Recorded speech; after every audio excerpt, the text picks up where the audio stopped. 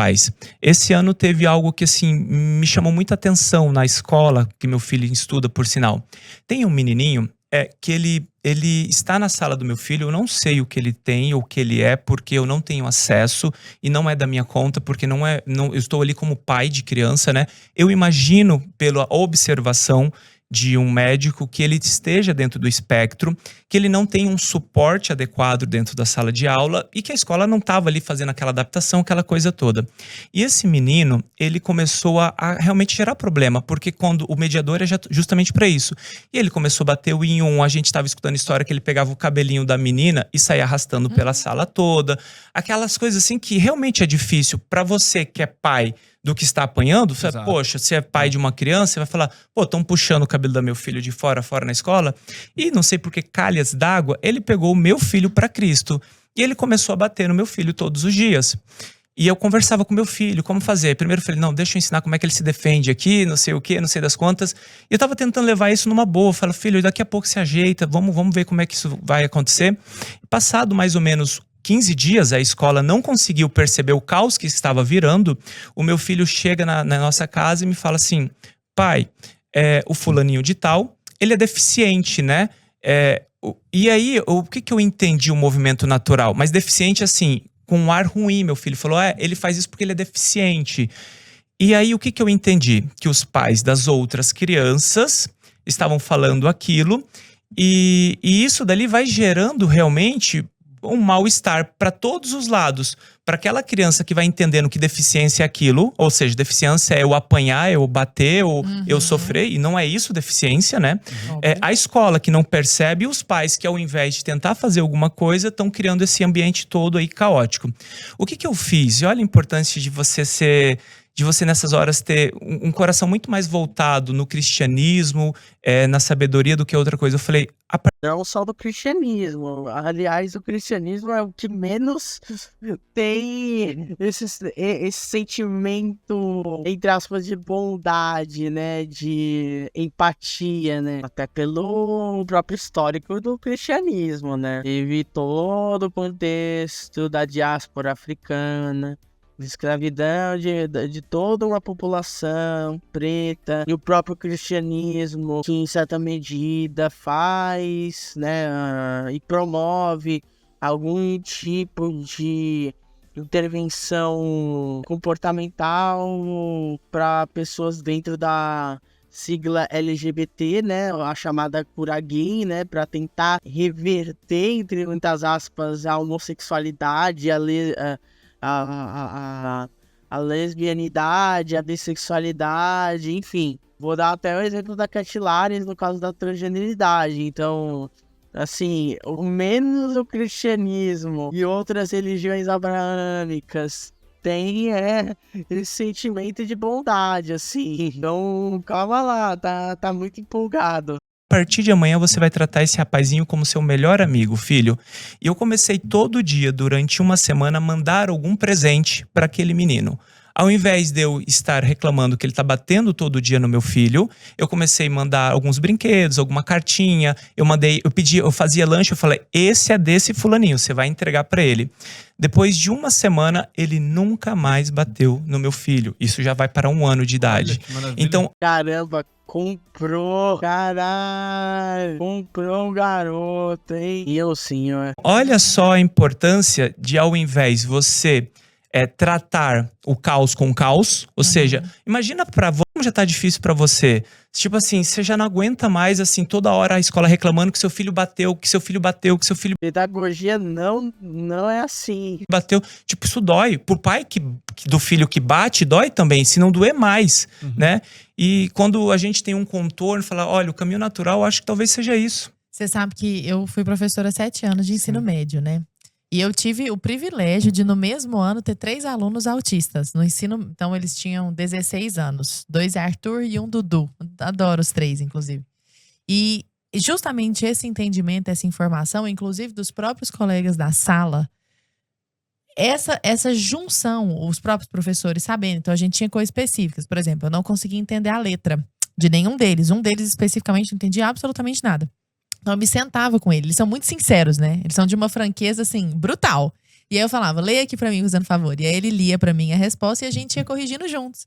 Aí era muito bonitinho. Aí ele mesmo, ó, aqui não é assim por causa disso. Ai, professor, é verdade, não acredito. Quanto que eu mereço nessa? Eu falava, ó, meia nota, tá bom? Assim. Aí ele, não, tá bom, acho que é isso mesmo. Acho até que deu muito, hein, professora? Sabe, assim, ia negociando, bonitinho. E eu via que aquilo fazia com que eles se sentissem muito incluídos. No começo, havia umas manifestações que eu acho que é isso também. Tá num lugar, se eu estiver falando bobeira, me corrija, né? Mas tá num lugar, assim, desconhecido ainda. Eu me lembro de que um deles se levantava, andava pra lá e pra cá, batia na parede, voltava. Depois de 2, 3 meses, aquilo já não acontecia, porque a turma acolheu, abraçou. Então, às vezes, ele levantava e falava um negócio um pouco mais pra frente, assim, aí todo mundo, ó, meio que dava corda, mas puxava um pouquinho pra trás, e aí ele já entendia, não, então não é a hora de fazer isso, não. E a turma, olha que coisa mais linda. Sim.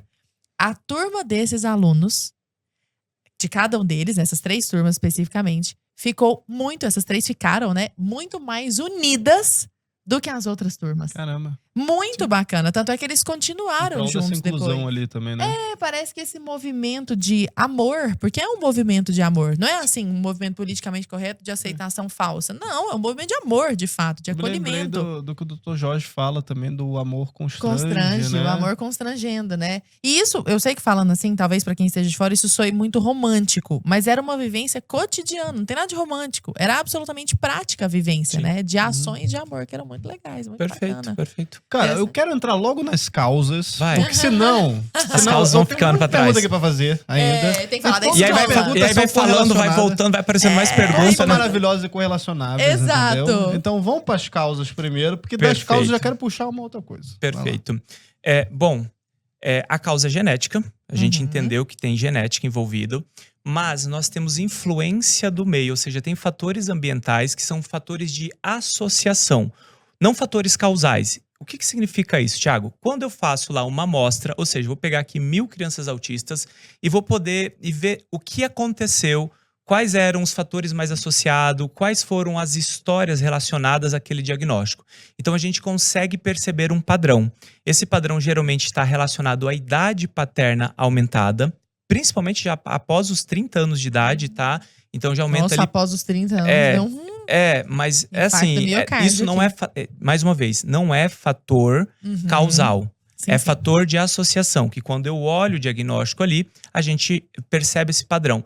E aí tem até uma explicação que faz sentido. Você, Lara, é uma mulher jovem que se cuida, faz atividade física, aquela coisa toda, né?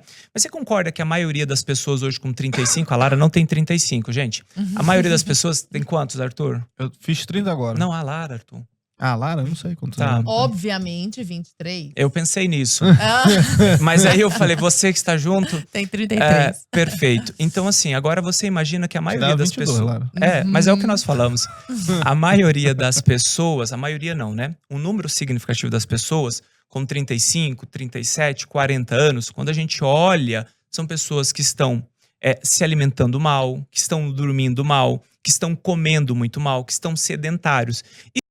Aí come mal, dorme mal, vive uma qualidade de vida questionável, mas isso é muito reflexo de como existe toda uma imposição de produtividade, né? Que passa pelo aspecto econômico e tudo mais, aspecto socioeconômico mais precisamente. Então, assim, é difícil, por exemplo, ter uma qualidade de alimentação quando, por exemplo, assim como aconteceu na pandemia, o ramo do agronegócio exportar toda a carne de primeira para o exterior e a carne de segunda ficou no Brasil ainda num preço elevado. Então começa por aí. É difícil você ter uma qualidade de sono quando, por exemplo, existe um mercado de trabalho precarizado, né? Baixa empregabilidade, tem aqueles estudos do próprio IBGE que fala, né, hoje pelo menos, em 2024, fala que ainda abaixa o desemprego, mas na verdade é porque qualquer coisa é considerado emprego hoje em dia. Se você fazer bico é já considerado emprego praticamente. Então, precariedade do trabalho, a pessoa acaba trabalhando mais horas, consequência disso, né, que é o famoso precariado, ou também chamado de trabalhador de aplicativo, né, ou de site, ou PJ, ou autônomo, enfim. Isso faz com que a pessoa trabalhe mais horas e, obviamente, tenha menos tempo em um dia que só tem 24 horas, né? Então, assim, é meio difícil uma pessoa ter uma qualidade de sono que gira em torno de 8 horas diárias quando tem tudo isso, né? Então, né? Assim, não adianta jogar a culpa por esses problemas nas costas da pessoa trabalhadora, né? Do pai, da mãe, de autista, do próprio autista, porque é um problema que tem uma origem, né? E essa origem é essa ganância por lucro a qualquer custo, né? E se a condição é genética, você concorda que você está passando exatamente quem você é para o seu Sim. bebê? Então, quando a gente olha, a idade paterna, não materna. Paterna é um forte fator de associação.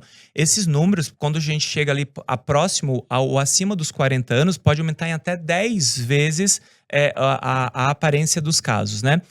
A gente tem fatores nutricionais relacionados à mãe, né? Então, realmente uma mãe mal nutrida, um baixo tempo entre uma gravidez e outra, e isso também reflete essa questão de nutrição.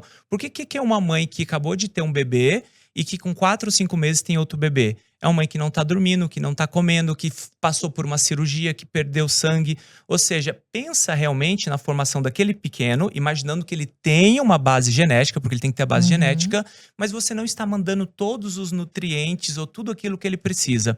Gente, tem estudos interessantes que, assim, apenas o ferro, que é coautor imunológico, coautor de deficiência, que é coautor cognitivo, que participa da síntese proteica. Crianças que têm uma ferritina baixa desde sempre, quando avaliada ao 5º ano de vida, elas estão com um coeficiente intelectual menor do que aqueles que foram nutridos. Apenas o ferro, né? E como é que a gente vai falar que o ferro, o zinco, o magnésio, o selênio, o cálcio não influenciam na formação de uma vida? Mais uma vez, não estou falando que o autismo é causado por falta de nutrientes, mas quando nós percebemos um padrão, a gente vê isso. Sorologias, então mãe que tem infecções de repetição, mães que têm condições como zika, toxoplasmose, rubéola, que já geram uma carga de deficiência naquele corpo, né? A gente tem, por exemplo, associado também os fatores de associação, a própria idade da mãe, ela tem alguns documentos que mostram isso, mas diferente do homem que produz o seu espermatozoide no dia, a mulher nasce com todos os óvulos. Então, aqueles óvulos, eles estão mais intactos. Também é um fator causal. A gente já tem alimentação, que eu vou falar agrotóxicos, né? Mas seriam São muitas causas, então, né? Tudo que influencia o meio externo, que Pois é, agrotóxicos, né? Ainda tem isso, a qualidade da alimentação, de modo geral, no Brasil é ruim. Isso eu nem tô falando de gente que passa fome, assim, que é os milhões, né? Então, é meio difícil, né?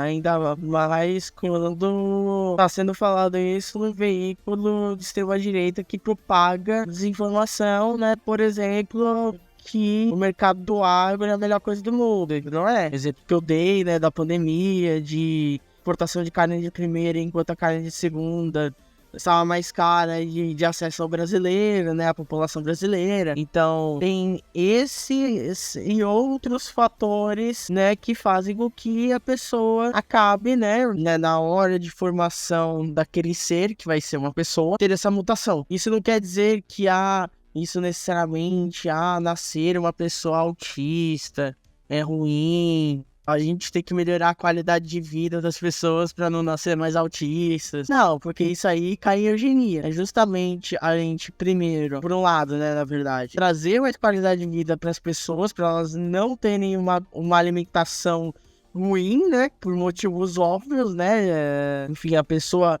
conseguir pensar melhor, aprender com mais facilidade, que querendo uma alimentação saudável e com qualidade também melhora nesse aspecto, mas também fazer com que quando a pessoa autista nasce, de trazer toda a qualidade de vida também. E essa qualidade de vida passa obrigatoriamente pela questão de acessibilidade. E para trazer acessibilidade para a pessoa e também para trazer qualidade de vida para todo mundo, não só para a pessoa autista, não só para a pessoa com deficiência, mas para as pessoas sem deficiência também e de qualquer outra identidade, seja ela marginalizada ou não, precisa resolver o aspecto econômico, né? O aspecto socioeconômico, principalmente. Então, e para isso, o Brasil Paralelo deveria parar de fazer esse tipo de defesa ao agronegócio, ao grande empresariado brasileiro, de ficar parando de ficar